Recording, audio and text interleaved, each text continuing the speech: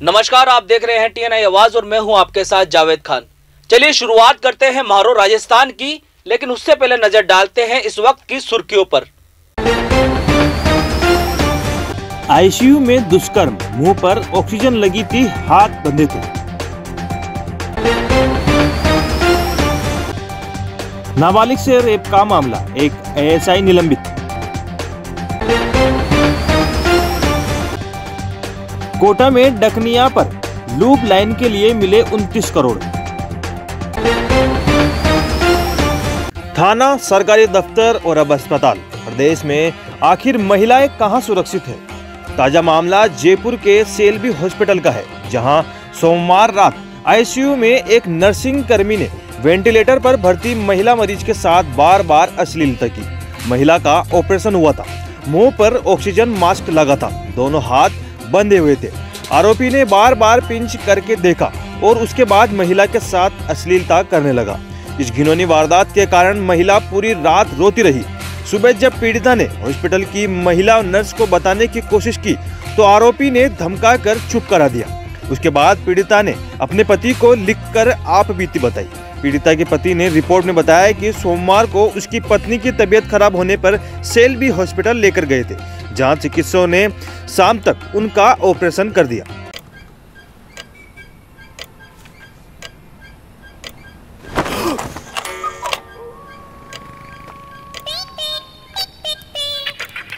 रखो अपने एरिया की खबर, local updates only on daily Hunt.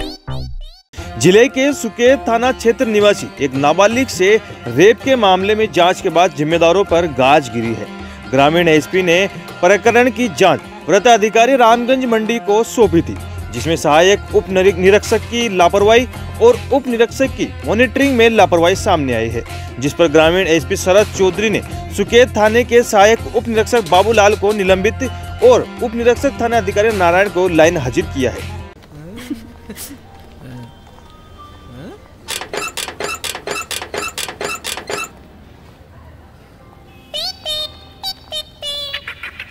Recommendations जो आपके लिए सही हैं, only on daily Hunt. Lok Sabha अध्यक्ष ओम बिरला के प्रयासों से संसदीय क्षेत्र कोटा बूंदी के कई रेलवे स्टेशनों की सूरत जल्द निखरेगी। बिरला की कोशिशों से जहां डकनिया में 2 लूप लाइन बिछाने के लिए रेलवे ने 28.5 करोड़ रुपए स्वीकृत कर दिए हैं, वहीं स्टेशन की दशा सुधारने के लिए भी 11 करोड़ रुपए अलग से दिए हैं। लोकसभा अध्यक्ष बिरला ने गत 5 फरवरी को रेल मंत्री पीयूष गोयल के साथ कोटा बूंदी संसदीय क्षेत्र में रेल सुविधाओं को लेकर समीक्षा बैठक की थी।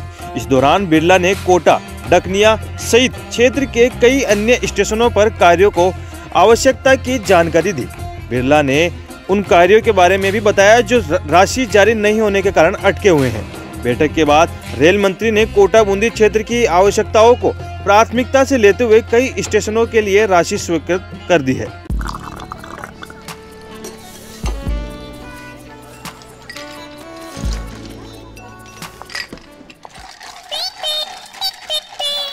समझ अपनी भाषा में ही आता है, कंटेंट आपकी भाषा में, ओनली ऑन डेली हंट।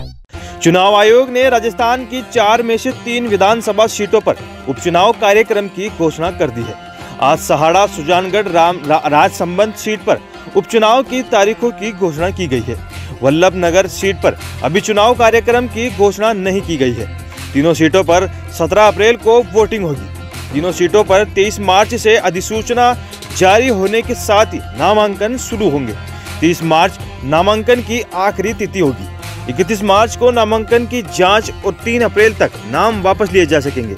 17 अप्रैल को वोटिंग होगी और 2 मई को नतीजे आएंगे। चुनावों के कार्यक्रम की घोषणा के साथ ही तीनों क्षेत्रों में आचार संहिता लग गई है।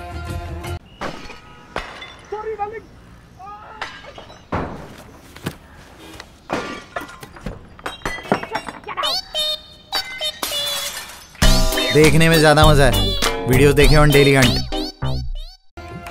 चंबल के 50 साल पुराने राणा प्रताप जवाहर सागर और कोटा बैराज बांध के जीर्णोद्वार की वित्तीय एवं प्रशासनिक स्वीकृति मिलने के बाद प्रदेश सरकार ने लगभग 150 करोड़ की राशि जारी कर दी है।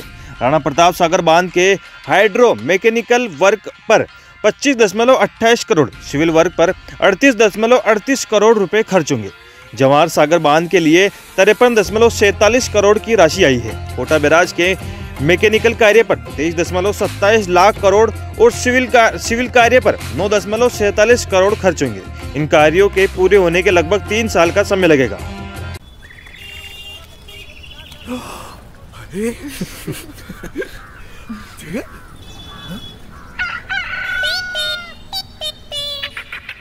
नए updates her minute on daily Hunt.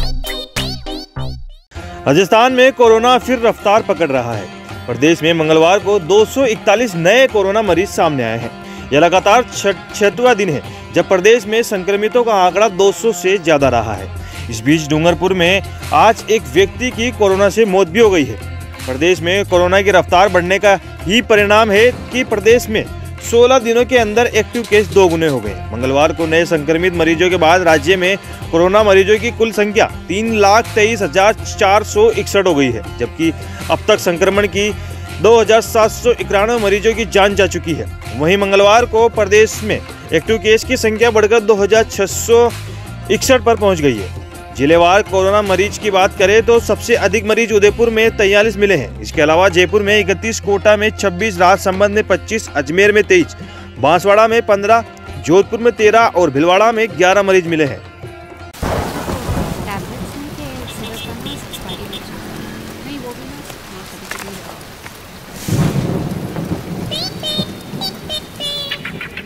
हमें पता है आपको क्या चाहिए, अपनी पसंद का content only on daily Hunt.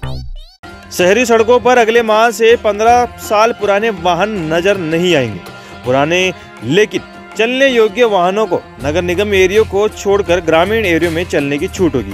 फिलहाल सभी तरह की श्रेणियों में 15 साल पुराने वाहनों की संख्या प्रदेश में करीब 1.40 लाख बताई जा रही है, जबकि जयपुर शहर में 20,000 के करीब है।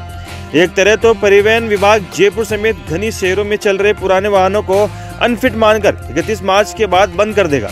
उधर ट्रांसपोर्ट 1 साल तक कार्यवाही नहीं करने की मांग कर रहे हैं। उनका कहना है कि गवर्नमेंट ने कोई स्क्रैप पॉलिसी नहीं बनाई। पुराने वाहनों का क्या होगा ये तय नहीं है। जिनके पास पैसा नहीं है वो पुराने वाहनों से ही घर चला रहे हैं, उनका क्या होगा। मतलब है कि 31 दिसंबर तक वाहनों को छूट दी गई है कि लॉकडाउन की वजह से इसकी समय अवधि बढ़ाकर 31 मार्च कर दी गई थी।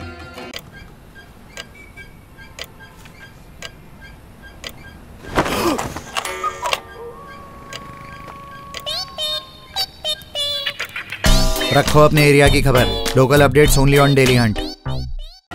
पिछले 2 वर्षों में राजस्थान में महिलाओं पर अत्याचार की घटनाएं तेज हो गई है। एक आंकड़े के अनुसार पिछले 1 वर्ष में महिलाओं पर अत्याचार के 80,000 मुकदमे प्रदेश में अलग अलग स्थानों पर दर्ज हुए हैं।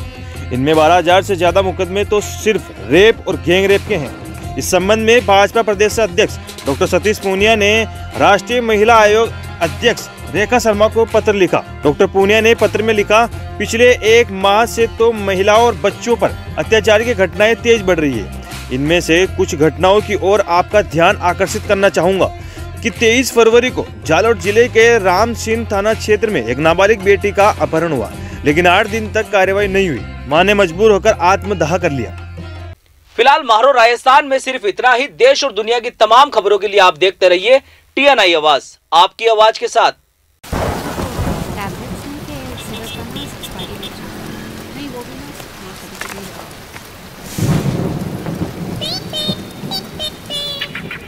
हमें पता है आपको क्या चाहिए, अपनी पसंद का content only on daily Hunt.